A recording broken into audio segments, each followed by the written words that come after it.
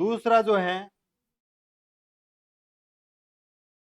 बात करते हैं दूसरे पार्ट की, पंजाब हरियाणा का मैदान। पंजाब हरियाणा का मैदान। पंजाब हरियाणा का मैदान। ठीक है।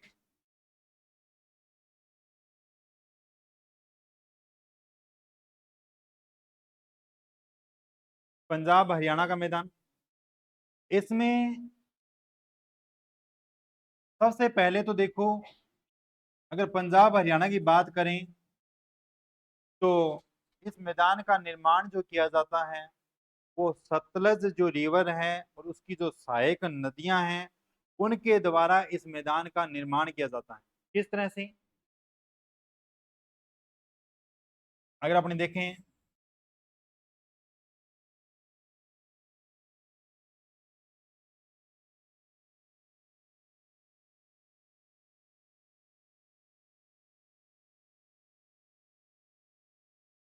इसमें देखो, यहाँ है पंजाब, यहाँ लिख रहा हूं पंजाब। ठीक है। और ये जो भाग है ये है हरियाणा। ठीक है। यहाँ से एक नदी निकलती है इस तरह से बहती हुई और इस तरह से आगे चली जाती है। इस नदी का नाम क्या है? सिंधु नदी। ठीक है। इसके बाद में आप और रिवर देखोगे तो यहीं पे नदी झेलम, यहीं पे नदी है चिनाब, यानी ये तो है सिंधु नदी, ये है झेलम, ये है चिनाब। ठीक है। इसके बाद में रावी, इसके बाद व्यास, और यहां से निकल के आती है सतलज, यानी ये जो रिवर है ये सतलज आगे जाके इसमें मिलती है सिंधु के अंदर। ठीक है।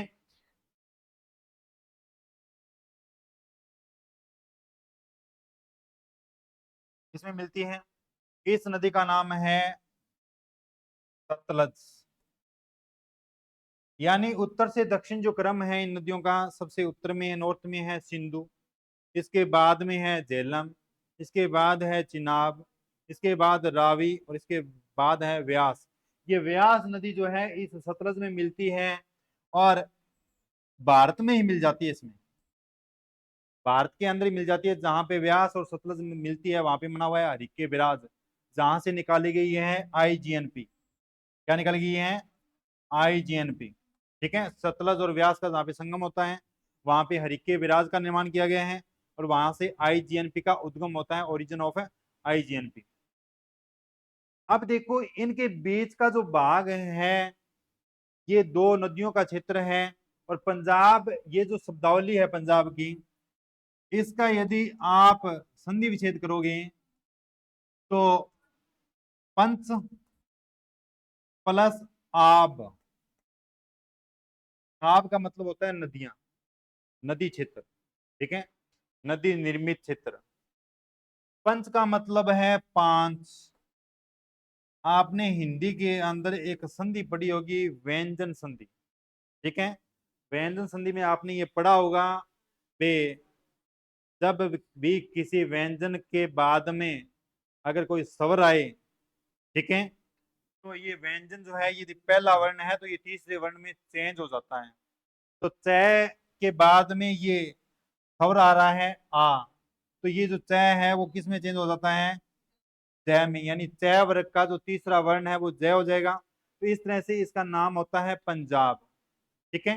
पंच प्लस आब, पंजाब, यानी पांच नदियों के द्वारा निर्मित जो मैदानी प्रदेश है उसे कहा जाता है पंजाब।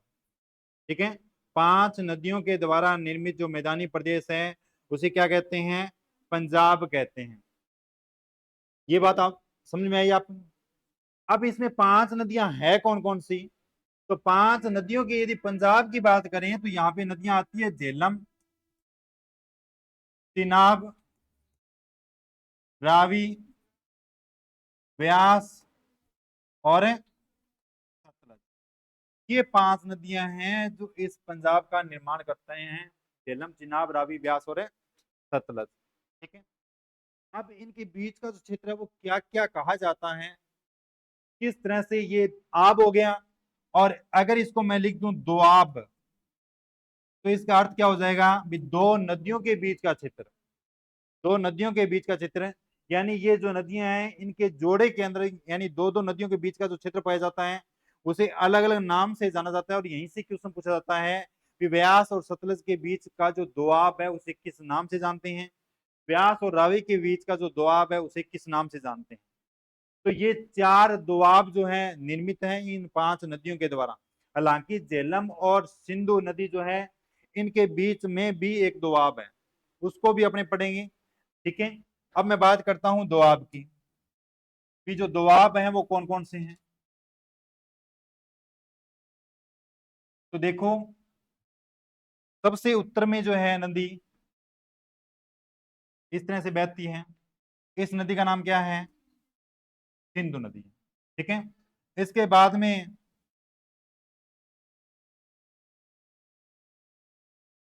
ये है चिनाब। ठीक है, बता रहा हूं, इस चिनाब में जाके मिलती है झेलम। ठीक है। इसी चिनाब में जाके मिलती है रावी। आगे यहां से एक नदी आती है, ये सतलज में जाके मिलती है, और ये चिनाब इसमें मिलती है। ठीक है। इस नदी का नाम है सतलज। और इस नदी के बीच में एक नदी आती है और भारत में मिल जाती है, इस नदी का नाम है व्यास। ये स्ट्रक्चर आपके समझ में आया, सिंधु, झेलम, चिनाब, रावी, व्यास और सतलज। ठीक है। चिनाब सतलज में मिलती है, ये क्वेश्चन पूछा गया था यूपीएससी के अंदर। सतलज की सबसे लंबी सहायक नदी कौन सी है, सॉरी, सिंधु की सबसे लंबी सहायक नदी कौन सी है। ठीक है। तो कौन सी है, सतलज है। यहां तक बात समझ में आई क्या। अब देखो, इन्हें अलग अलग नाम, यानी दोआब, इन नदियों के बीच का जो क्षेत्र है, जो मैदानी क्षेत्र है, उसे दोआब कहा जाता है, दो नदियों के बीच का क्षेत्र है ये। तो ये जो क्षेत्र है झेलम और सिंधु के बीच का, ये कहलाता है सिंधु सागर दोआब, सिंधु सागर दोआब। ठीक है। ये झेलम और चिनाब के बीच का क्षेत्र जो है क्या, ताज। ठीक है? ये बोल रहे हो क्या, ताज। सिंधु, सॉरी, झेलम और चिनाब के बीच का क्षेत्र क्या कहलाता है, ताज कहलाता है। ठीक है। अब ये रावी और चिनाब के बीच का क्षेत्र है, ये कहलाता है रचना, रचना दोआब। ठीक है। रावी और व्यास के बीच का क्षेत्र क्या कहलाता है, बारी दोआब। क्या कहते हैं, बारी दोआब। और व्यास और सतलज के बीच का क्षेत्र क्या कहलाता है, पीस्त दोआब, पीस्त दोआब। ठीक है। उत्तर में सिंधु सागर दोआब हो गया, उसके बाद में चाज हो गया, उसके बाद में रचना हो गया, उसके बाद में बारी हो गया, उसके बाद में बीस्त दोआब हो गया। ठीक है। सिंधु सागर, ताज, सिंधु सागर दोआब कौन कौन सी नदियों के बीच में है, इंडस रिवर और झेलम रिवर। ठीक है। इसके बाद में चाज जो दोआब है वो कौन कौन सी रिवर के बीच में है, झेलम और चिनाब के बीच में।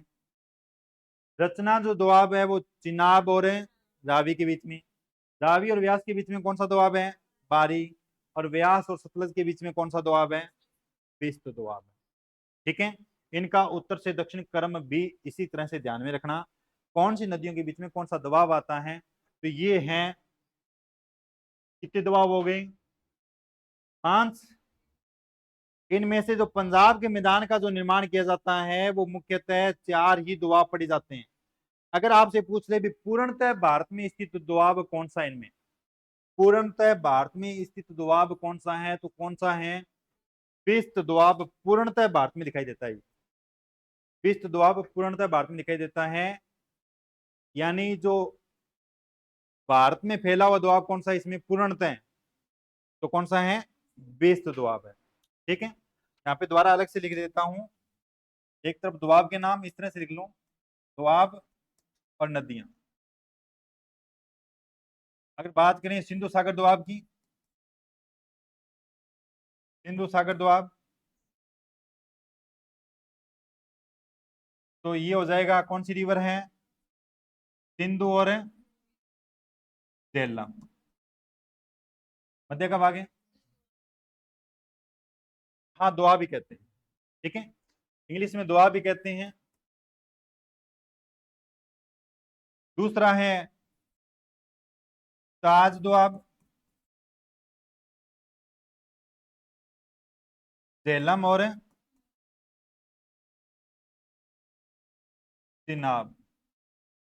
कुछ नहीं किया, इनके नाम से लिया इन्होंने, ये जो नाम है नाम से ही लिया है। ठीक है, जैसे यहां से च उठा लिया और यहां से ये जय उठा लिया। ठीक है, कहीं पे ये चा जय लिखा जाता है, कहीं पे चा जय लिखा जाता है। तीसरा जो है रचना, रचना में आप देखोगे तो चिनाब और रावी नदी। ठीक है, चौथा जो दोआब है बारी दोआब। ठीक है, बारी कौन कौन सी है, रावी और व्यास नदी। और पांचवा कौन सा है, बेस्त, जो पूर्णतः भारत में है, व्यास और सतलज। ये पांच दोआब हैं, ठीक है, जो सिंधु नदी तंत्र के द्वारा निर्मित हैं। इनमें पंजाब का जो निर्माण किया जाता है वो इन चार दोआबों के द्वारा किया जाता है।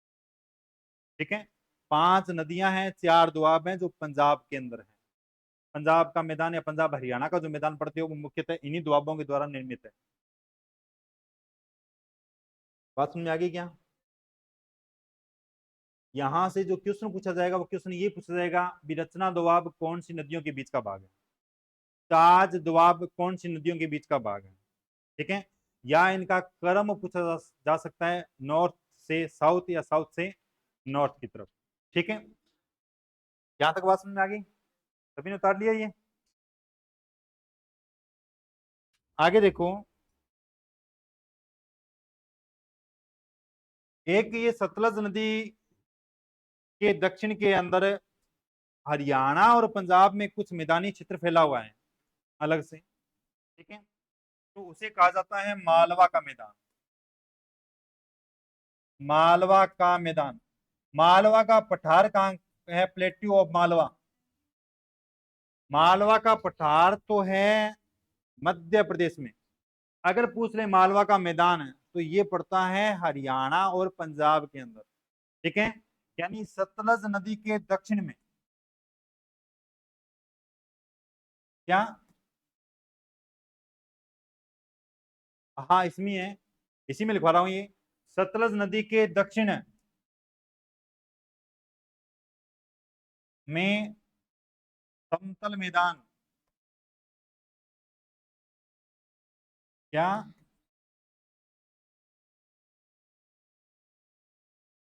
हाँ मतलब हरियाणा पंजाब के अंदर पड़ता है, सतलज और घग्गर कह सकते हो। ये सतलज के दक्षिण में है ये भाग। ठीक है, सतलज के दक्षिण के अंदर है मालवा का मैदान, मालवा का पठार है मध्य प्रदेश में। यहीं पे साइड में कहीं पे लिख देना मालवा का पठार, यदि पूछे प्लेट्यू ऑफ मालवा तो ये पड़ता है मध्य प्रदेश में, मध्य प्रदेश।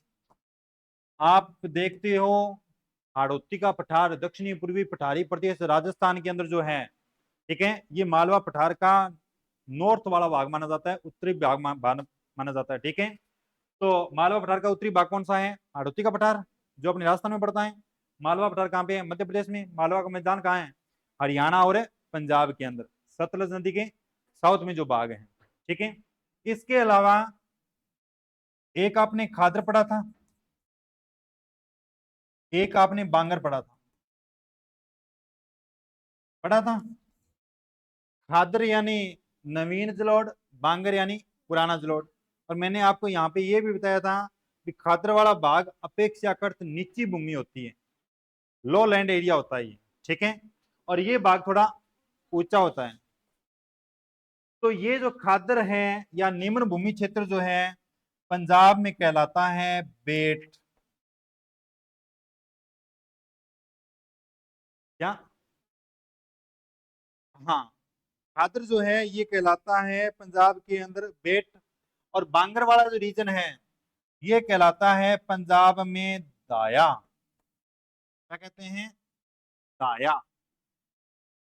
यानी खादर को पंजाब के अंदर क्या कहते हैं? बेट कहते हैं।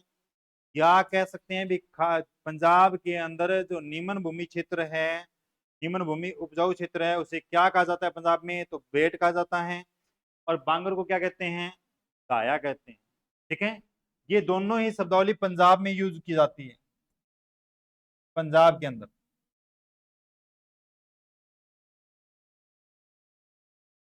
बात समझ में आई क्या? एक शब्दावली और पढ़ी जाती है यहाँ पे, टॉस। ये क्या है अभी? टॉस।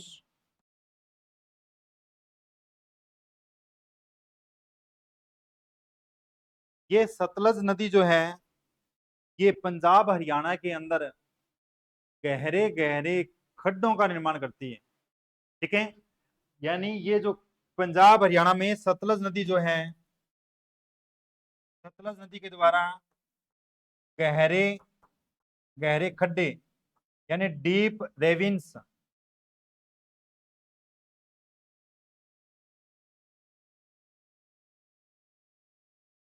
गहरे गहरे खड्डों का निर्माण किया जाता है। और ये खड्डे हैं तो अनुपजाऊ भूमि है, ये अनुपजाऊ भूमि है। ठीक है, और ये जो क्षेत्र है अनुपजाऊ भूमि है, तो यहाँ पे आपको किसी भी प्रकार की वनस्पति दिखाई नहीं देगी। ठीक है, क्योंकि खड्डा युक्त क्षेत्र है तो यहाँ पे कोई भी प्रकार की वनस्पति नहीं पाई जाती है। तो वनस्पति विहीन क्षेत्र, वन विहीन क्षेत्र कह सकते हो, या वनस्पति विहीन क्षेत्र जो एरिया है वो कौन सा है? चोस है। ये पंजाब में पाया जाता है। दोबारा बता देता हूँ, चोस क्या है? चोस की बात करें तो सतलज नदी के द्वारा हरियाणा और पंजाब के अंदर गहरे गहरे खड्डों का या गर्तों का निर्माण किया जाता है। उन्हें क्या कहा जाता है? चोस कहते हैं। और ये क्षेत्र वन विहीन क्षेत्र होता है, डिफोरेस्टेड एरिया होता है ये। ठीक है, वन विहीन क्षेत्र होता है, डिफोरेस्टेड एरिया होता है, जो चोस कहलाता है। पंजाब में इस शब्दावली का यूज किया जाता है। यहां तक बात समझ आई क्या? पंजाब हरियाणा मैदान में आपने क्या पढ़ा है? एक तो दोआब पढ़े हैं। ठीक है, 5 दोआबों की चर्चा की है। इसके अलावा एक मालवा का मैदान पढ़ा है आपने। इसके अलावा एक बेट पढ़ा है, दाया पढ़ा है और चोस पढ़ा है। ठीक है, तो ये पंजाब हरियाणा का मैदान यहाँ कंप्लीट होता है। समझ में आ रहा है क्या? दूसरा है गंगा का मैदान। तीसरा है क्या ये? गंगा का मैदान।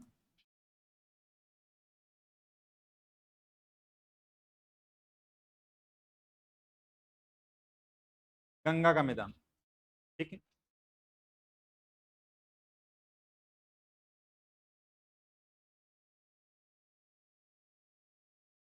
देखो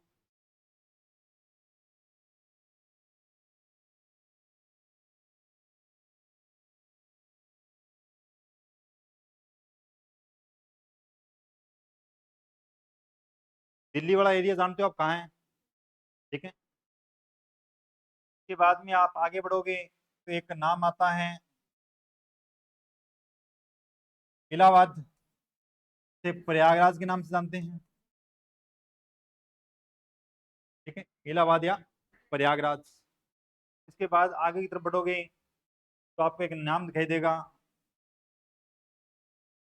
फरक्का। ये वेस्ट बंगाल में है, फरक्का। इलाहाबाद यूपी में है। और ये दिल्ली। अब देखो,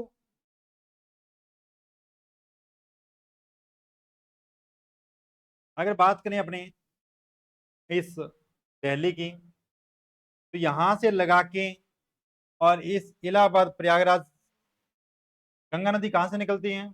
उत्तराखंड से निकलती है। उत्तराखंड के बाद में ये यूपी में बहती है, ठीक है। और यूपी और हरियाणा की सीमा पे दिल्ली पड़ता है। दिल्ली से आगे इलाहाबाद यानी यूपीआई वाला एरिया आ गया। इलाहाबाद से आगे आगे जाएगी तो ये रिवर झारखंड बिहार से होते हुए पश्चिमी बंगाल में एंट्री करती है, और वेस्ट बंगाल के अंदर ये स्थान आता है फरक्का, ठीक है। ये फरक्का तक, ये जो बाग है दिल्ली से इलाहाबाद तक, ये बाग कहलाता है ऊपरी गंगा का मैदान।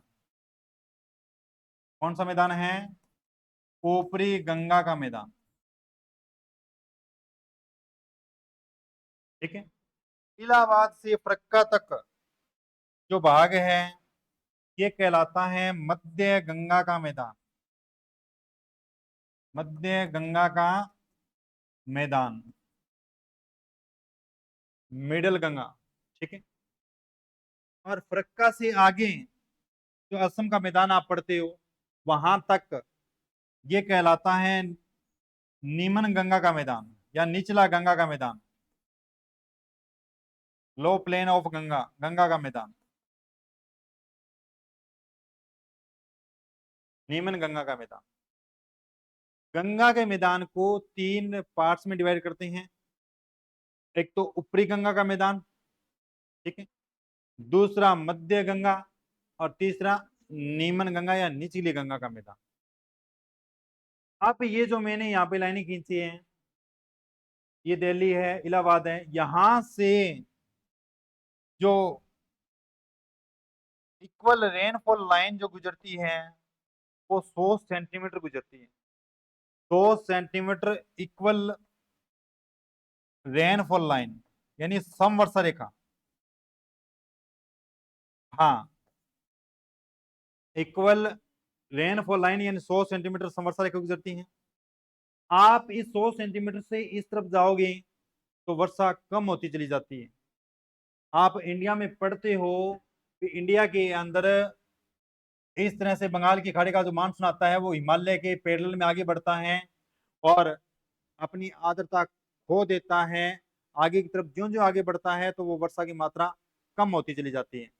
तो ये जो है इलाहाबाद वाला क्षेत्र है, इससे वेस्ट में आप देखोगे तो 100 सेंटीमीटर से कम वर्षा होती है। इसके बाद में ये जो रीजन है यहाँ पर आप इसके बीच में देखोगे तो वर्षा जो होती है रेनफॉल 100 सेंटीमीटर से लगा के लगभग 200 या 250 सेंटीमीटर के आसपास होती है। 200 या 250 सेंटीमीटर के आसपास मध्य गंगा का जो मैदान है, ठीक है। और यहाँ पर आप देखोगे तो लगभग 200 या 250 सेंटीमीटर से अधिक वर्षा होती है, सेंटीमीटर से अधिक रेनफॉल।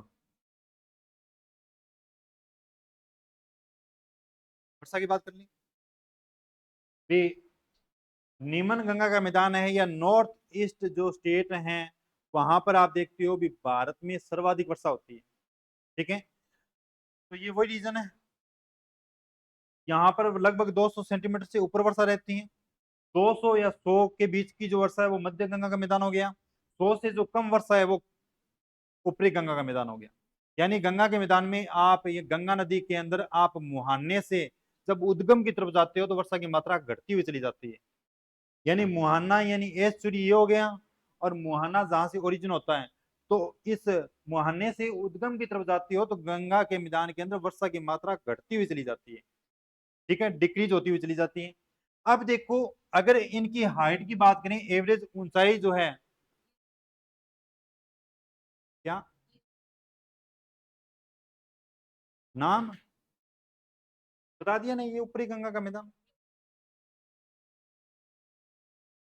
अच्छा, ऊपरी को आप अप बोल सकते हो या हाई बोल सकते हो, क्योंकि ऊंचा उठा हुआ भाग है ये।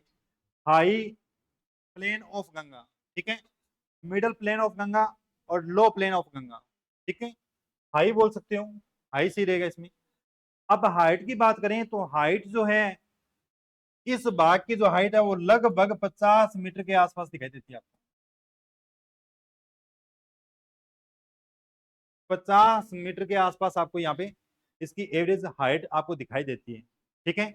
और ये जो बाग है यहाँ पर एवरेज हाइट दिखाई देती है 50 से 100 मीटर। 50 से 100 मीटर मध्य गंगा के मैदान में। और इससे ऊपर ये जो भाग है, यहाँ पे आपको एवरेज हाइट दिखाई देती है 100 से लगभग 200-250 मीटर के आसपास, 200-250 मीटर से के आसपास। यानी इसकी जो हाइट है वो ईस्ट से वेस्ट की तरफ जाने पे बढ़ती है और जो रेनफॉल है वो घटती है। यानी जब आप निम्न गंगा से मध्य गंगा ऊपरी गंगा की तरफ जाओगे तो हाइट तो बढ़ती हुई चली जाएगी मैदान की, और जो रेनफॉल है वो क्या हो घटती हुई चली जाएगी, कम होती हुई चली जाएगी। तो ये थोड़ा सा ध्यान रखना।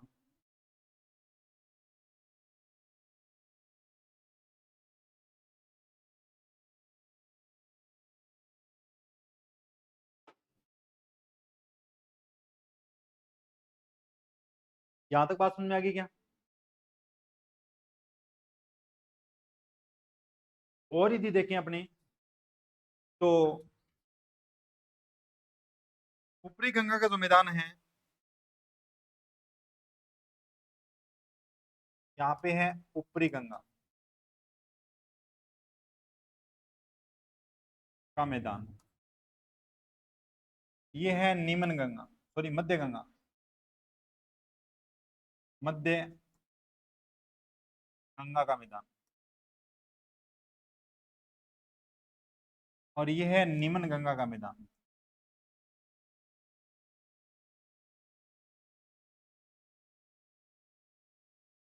देखो ऊपरी गंगा का जो मैदान है उसमें कौन कौन से स्टेट शामिल किए जाते हैं, तो इसमें थोड़ा सा पार्ट्स आता है राजस्थान का। ठीक है, यानी इसमें आप स्टेट देखोगे तो राजस्थान का जो है वो उत्तरी पूर्वी क्षेत्र आता है, नॉर्थ ईस्ट जो रीजन है वो राजस्थान का आता है। ठीक है, थोड़ा सा पार्ट नॉर्थ में मध्य प्रदेश का भी आता है, और जो वेस्ट यूपी है, पश्चिमी यूपी, वो रीजन इसमें आता है ऊपरी गंगा के मैदान में। मुख्यतः ये पश्चिमी उत्तर प्रदेश में ही आता है, इसके अलावा नॉर्थ ईस्ट राजस्थान भी शामिल होता है, और नॉर्थ जो मध्य प्रदेश है वो भी इसमें थोड़ा सा शामिल होता है इस ऊपरी गंगा के मैदान में। ठीक है, इसके बाद आप देखोगे तो मध्य गंगा का जो मैदान है इसमें एक तो हो जाएगा पूर्वी उत्तर प्रदेश प्लस कौन सा एरिया हो जाएगा, बिहार, प्लस कौन सा हो जाएगा, बिहार, पूर्वी उत्तर प्रदेश और बिहार। ठीक है, इसके बाद में निम्न गंगा का जो मैदान है इसमें रीजन आ जाएगा पश्चिमी बंगाल का, वेस्ट बंगाल। ठीक है, वेस्ट बंगाल। ठीक है, अगर इनकी बात करें भी ऊपरी गंगा का मैदान है, मध्य गंगा का मैदान है, निम्न गंगा का मैदान है, यहाँ पे कौन किस प्रकार की सोइल पाई जाती है, किस प्रकार की मिट्टी पाई जाती है, इसकी यदि हम बात करें तो देखो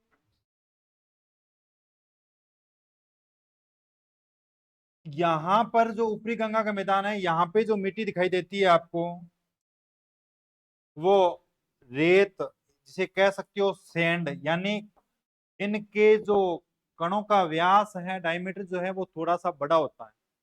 ठीक है, रेत का जो कणों का व्यास थोड़ा सा बड़ा होता है, उससे छोटा आप देखोगे तो किसका होता है, सिल्ट का होता है, जिसे गाद कहते हैं।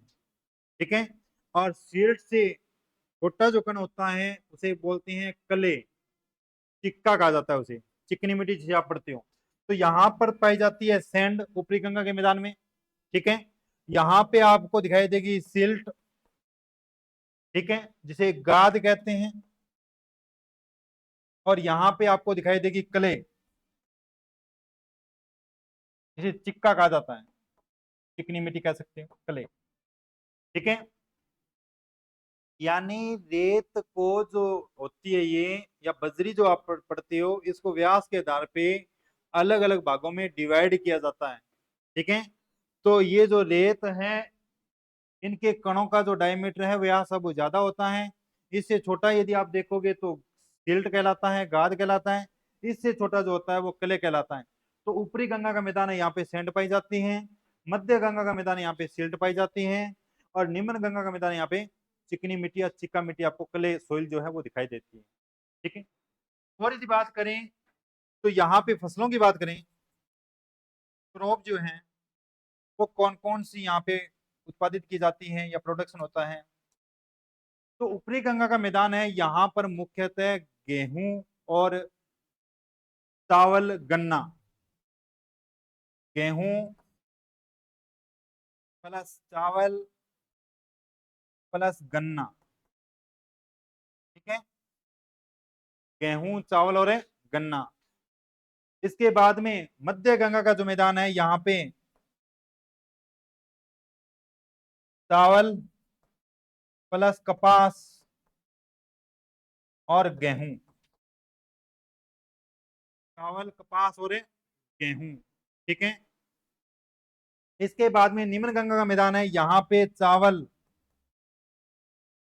प्लस जूट, इनका मुख्यतः उत्पादन किया जाता है। हालांकि चाय का भी उत्पादन होता है यहाँ पे। ठीक है, हाँ, मैक्सिमम जो मात्रा रहती है वो इन क्रॉप्स की रहती है, इन फसलों की रहती है। ऊपरी गंगा के मैदान में गेहूं चावल, ठीक है, गन्ना। आप देखते हो कि गेहूं के अंदर सर्वाधिक जो प्रोडक्शन करता है, मैक्सिमम प्रोडक्शन जो यूपी करता है। परसेंटेज के आधार पे देखें तो पंजाब जो स्टेट है वो गेहूं का सर्वाधिक उत्पादन करता है। इसके बाद में चावल की बात करें या जूट की बात करें तो वेस्ट बंगाल है वो सर्वाधिक प्रोडक्शन करता है।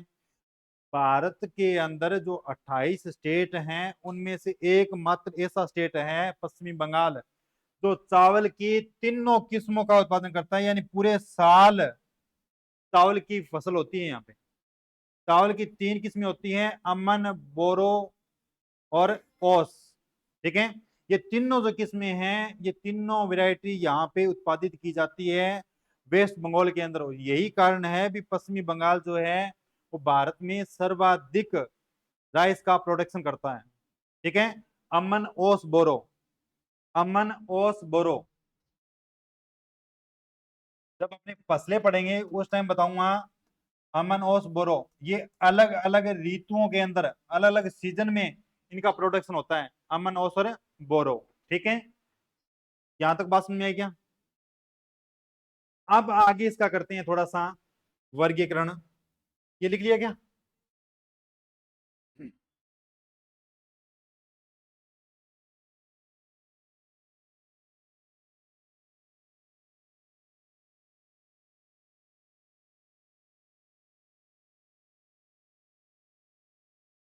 रीजनल क्लासिफिकेशन,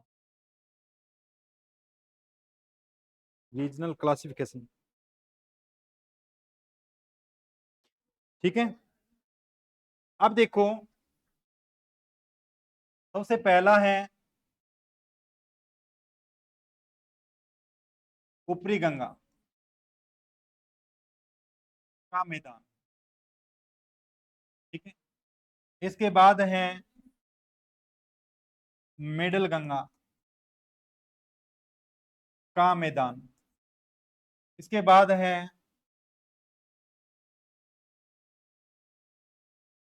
निम्न गंगा या निचली गंगा का मैदान। ठीक है, इसमें देखो ऊपरी गंगा का मैदान यहां से क्वेश्चन पूछा गया है, इसका यदि अपने डिवाइडेशन करें तो इसमें मुख्यतः यूपी जो है, एक तो मैंने आपको बताया था राजस्थान, एक मध्य प्रदेश का थोड़ा सा भाग आता है, इसके बाद में यूपी का पार्ट आता है। और यूपी के अंदर ये दो भागों में डिवाइड है। एक तो इसका भाग है यूपी में रुहेलखंड मैदान,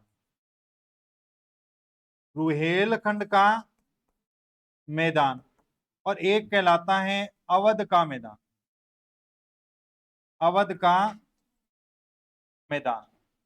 ठीक है, अवध का मैदान, एक तो है रुहेलखंड का मैदान, एक है अवध का मैदान। ये यूपी में पड़ते हैं दोनों। यहां से क्वेश्चन क्या पूछा गया था, क्वेश्चन प्रायद्वीपीय जो पठार पढ़ेंगे उसमें बताऊंगा, प्रायद्वीपीय पठार से संबंधित क्वेश्चन पूछा गया था बे सेंट्रल जो हाईलैंड है, केंद्रीय उच्च भूमि है, उसमें कौन सा स्थान शामिल नहीं किया जाता या कौन सा मैदान शामिल नहीं किया जाता, कौन सा भाग शामिल नहीं किया जाता। तो ये प्रायद्वीपीय पठारी प्रदेश का भाग नहीं है। रुहेलखंड और अवध ये किसका भाग है? ये उत्तर का मैदान है, उसका भाग है। ठीक है, इसके बाद में मध्य गंगा का मैदान है। इसमें मैंने आपको एक तो पश्चिमी जो यूपी है वो बताए हैं और एक बिहार बताए हैं। ठीक है, ये तो बिहार है, ये 3 भागों में डिवाइड है यहाँ पे। ठीक है, बिहार जो है यहाँ पे 3 भागों में डिवाइड है। कौन कौन सा? एक तो है सारण के मैदान, सारण का मैदान, एक है मिथिला का मैदान, मिथिला का मैदान, और एक है प्लेन ऑफ मगध, मगध का मैदान, मगध का मैदान। ये मगध का मैदान गंडक और कोसी नदी जो है उनके बीच का क्षेत्र आता है। ये मगध का मैदान गंडक और कोसी जो रिवर है उनके बीच का क्षेत्र आता है। ठीक है, हाँ जी।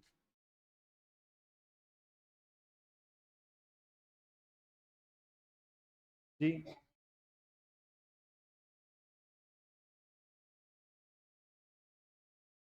यूपी के अंदर पश्चिमी यूपी बताया मैंने यहाँ पे। अच्छा सॉरी, हाँ पूर्वी है, तो ये पूर्वी होगा भी, सॉरी, क्योंकि यूपी का इस तरफ वाला भाग होगा, ये पूर्वी भाग होगा, पूर्वी यूपी प्लस बिहार। ठीक है, तो बिहार के 3 भाग होंगे, सारण का मैदान, मिथिला का मैदान और मगध का मैदान। ठीक है, ये मगध का प्लेन जो है ये एक तो है गंडक, एक है कोसी, जिसे बिहार का शोक कहते हैं, सोरो ऑफ बिहार, कोसी नदी को। इनके बीच का जो क्षेत्र है वो क्या है? मगध का मैदान है। ठीक है, इसके बाद में अपने बात करें तो नीमच गंगा ये पश्चिमी बंगाल में आ गया। ठीक है, नीमच गंगा ये पश्चिमी बंगाल में आ गया। इसमें एक तो आ जाएगा सुंदरवन डेल्टा। ठीक है, सुंदरवन डेल्टा वाला जो भाग है वो यहीं पे आएगा, पश्चिमी बंगाल का दक्षिण का भाग है। और एक आपको मैंने बारिंद क्षेत्र पढ़ाया था, तो बारिंद का भी भाग आता है इसमें। ठीक है, तो इसमें लिख लेना बारिंद क्षेत्र, बारिंद क्षेत्र, और एक सुंदरवन डेल्टा, सुंदरवन डेल्टा। ठीक है, अब यदि गहराई में जाना चाहो ना तो इस पश्चिमी बंगाल का एक जिला है पुरुलिया जिला, वो पुरुलिया जिला इस मध्य गंगा के मैदान में आता है। पश्चिमी बंगाल का एक डिस्ट्रिक्ट है पुरुलिया, पुरुलिया, ये पुरुलिया जिला इस मध्य गंगा के मैदान में आता है। बाकी कंप्लीट जो पश्चिमी बंगाल है वो निम्न गंगा के मैदान में आता है। ठीक है, पुरुलिया जो जिला है वो मध्य गंगा के मैदान में आता है।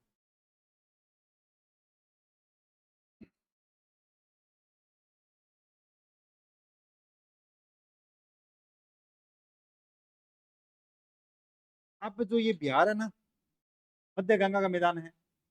अगर आपसे पूछ ले भी ये तीनों जो पार्ट हैं इनमें से सबसे अधिक उपजाऊ भूमि, मैक्सिमम फर्टाइल लैंड कौन से भाग में दिखाई देती है, या प्लेन एरिया जो है वो कौन से भाग में दिखाई देता है, तो ये मध्य गंगा का मैदान है, ये सबसे ज्यादा उपजाऊ माना जाता है। और सर्वाधिक समतल जो भूमि है वो यही मानी जाती है, सर्वाधिक समतल भूमि। मध्य गंगा की बात कर रहा हूं, मध्य गंगा का मैदान।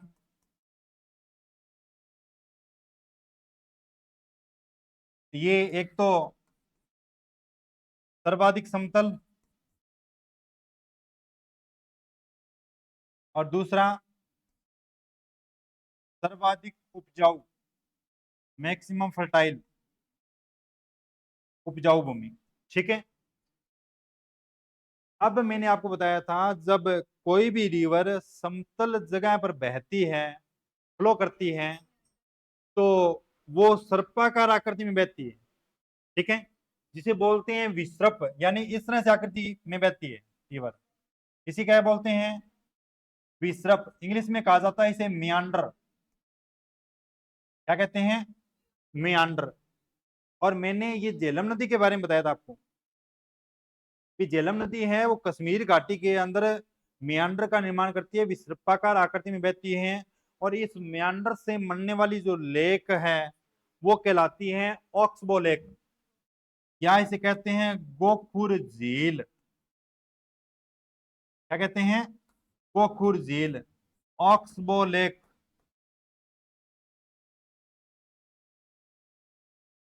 ठीक है, अब आपके दिमाग में आता होगा भी किस तरह से इसका निर्माण होता है झील का। तो जब ये रिवर बहती है ना, इस तरह से, इस तरह से बहती है, तो यहाँ पे इस तरह से आकृति का निर्माण करती है ये। ठीक है, और एक तरफ तो ये इरोजन करती है और एक तरफ ये जमाव करती है, निक्षेपण करती है, डिपोजिशन करती है। ठीक है, तो ये जो भाग है ना, ये भाग ये आपस में मिल जाता है, ये भाग रिवर यहां से बहना शुरू हो जाती है। अपरदन और निक्षेपण की क्रिया की वजह से ये जो भाग है ये आपस में मिल जाता है, रिवर जो है वो अपना रास्ता यहाँ से कर लेती है और ये भाग अलग बच जाता है जो जल से भरा रहता है। इसे कहते हैं ऑक्सबोल लेक या गोखुर झील। इसकी जो आकृति होती है वो बैलों के नाखूनों के समान होती है, तो इसे गोखुर झील कहा जाता है। ठीक है, ऑक्सबोल लेक बोलते हैं। ये बात आपको समझ में आई क्या? सर्वाधिक विसर्पों का निर्माण इसी मध्य गंगा के मैदान में करती है नदियां। ठीक है, मध्य गंगा का मैदान सर्वाधिक समतल है, इस वजह से सर्वाधिक उपजाऊ जो भाग है गंगा के मैदान के अंदर वो यही भाग माना जाता है। ठीक है, अब इस मध्य गंगा के मैदान के अंदर बिहार के अंदर, बिहार जो स्टेट है यहाँ पे दो स्थान मुख्य रूप से पढ़ते हो। एक तो बिहार की राजधानी कौन सी है, पटना, और दूसरी राजधानी कौन सी सॉरी राजधानी नहीं, एक स्थान और है मोकामा, मोकामा। ठीक है, तो इस बिहार के अंदर पटना के पास में या मोकामा के पास में आपको गर्त दिखाई देते हैं। ठीक है, होल दिखाई देते हैं, गर्त दिखाई देते हैं। इन गर्तों को पटना के पास कहा जाता है जल्ला। क्या कहते हैं, जल्ला।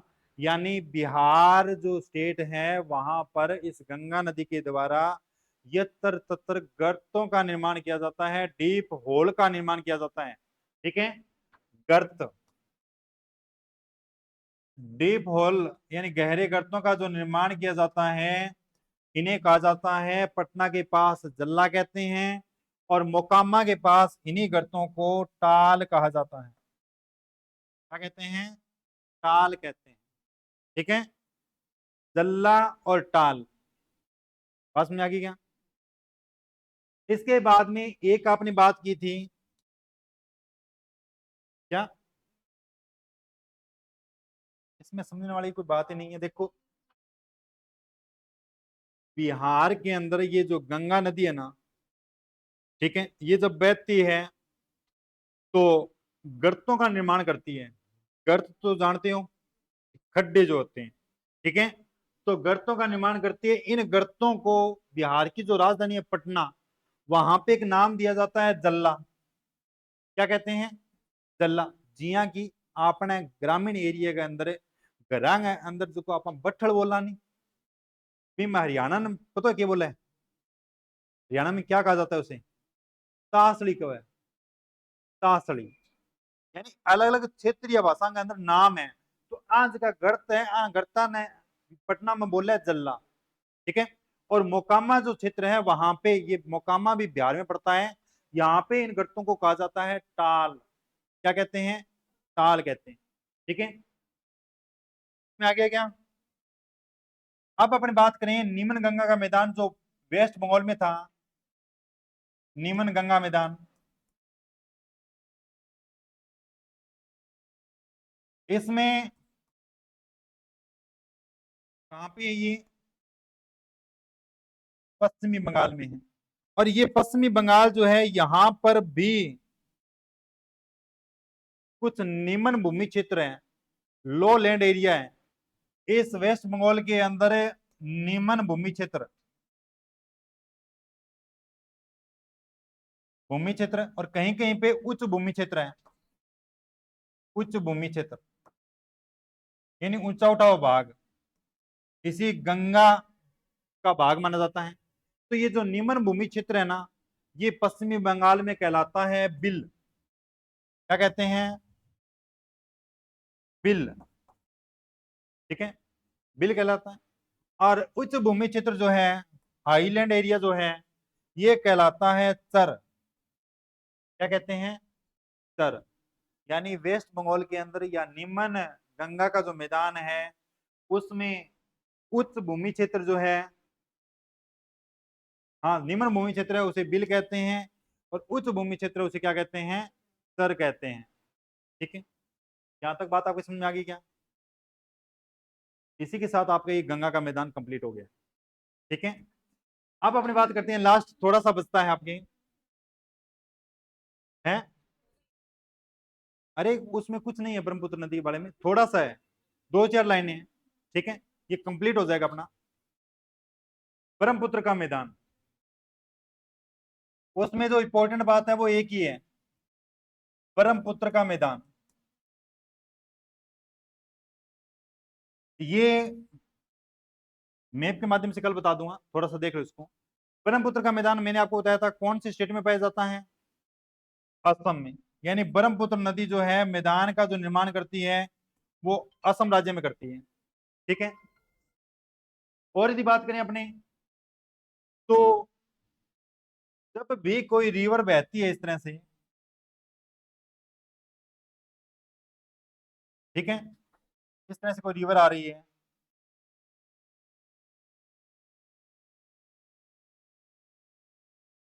यानी इस रिवर का जो बहाव क्षेत्र है, जो फ्लो एरिया है, उसमें बीच में कोई प्राकृतिक अवरोध आ जाए, ठीक है, या कोई उच्च भूमि क्षेत्र आ जाए, तो ये जल जो है अपना रास्ता चेंज कर लेता है। ठीक है, ब्रह्मपुत्र नदी कुछ ऐसा ही करती है इस असम राज्य के अंदर, असम राज्य में ऐसा ही करती है। ये ब्रह्मपुत्र नदी जो है वो इस तरह से बहती है असम में जाके मैदान का निर्माण करती हुई, बीच में एक उच्च भूमि क्षेत्र है, और इसके चारों ओर ये जो बीच का भाग है उच्च भूमि क्षेत्र है, ये जो भाग है, ठीक है, इसके चारों ओर जल है, और जल में जो ऊंचा उठा हुआ भाग है वो क्या कहलाता है, आइलैंड कहलाता है। ठीक है, और ये जो आइलैंड है ये असम का एक क्षेत्र है मांजुली, वहां पर है। तो यानी इस ब्रह्मपुत्र नदी के द्वारा मांजुली द्वीप का निर्माण किया जाता है, मांजुली द्वीप का निर्माण किया जाता है किस नदी के द्वारा, ब्रह्मपुत्र नदी के द्वारा। ये नदी के द्वारा निर्मित द्वीप है। तो यदि आपसे पूछे भी विश्व में सबसे बड़ा नदी द्वीप कौन सा है, रिवर आइलैंड कौन सा है, तो कौन सा है, मांजुली द्वीप। यानी ये मांजुली द्वीप है, ये विश्व का सबसे बड़ा नदी द्वीप है, सबसे बड़ा नदी द्वीप कौन सा है, मांजुली। ठीक है, हालांकि वर्तमान के अंदर इस मांजुली को असम का जिला भी बना दिया गया है। ठीक है, असम का जिला भी बना दिया गया है, और ये मांजुली द्वीप ब्रह्मपुत्र नदी के द्वारा निर्मित है। ये नदी के बहाव क्षेत्र में कोई उच्च भूमि क्षेत्र होता है। ठीक है, इसको बंद कर दो, समझ में आ गया, कर दोगे? अब रहती है आपकी उत्तरी मैदानी प्रदेश की विशेषताएं। ठीक है, उनमें से 2-4 विशेषताओं की मैं चर्चा कर चुका हूं, और 1-2 विशेषताएं कोई और है उनकी अपने डिस्कस कल कर लेंगे। ठीक है।